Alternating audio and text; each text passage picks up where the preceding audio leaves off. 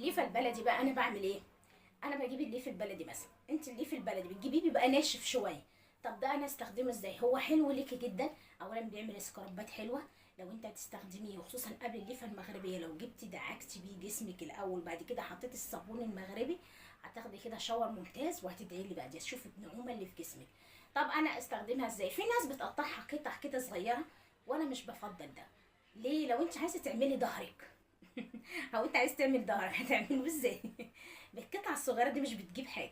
انا بقى لما باجي استخدمها بنليها في ميه، اول ما تجيبيها كده ناشفه حطيها في ميه سخنه من غير اي حاجه وشويه خل صغيرين بس كده، لو انتوا خايفين من البكتيريا اللي هتبقى عليها جايه من مثلا، في ناس ما عندهاش ضمير كده تبقى نقعها في ميه وكلور وهي جايه من الزرع، يعني عشان خاطر انها تنفش وتبلك كبيره وانت بتشتريها.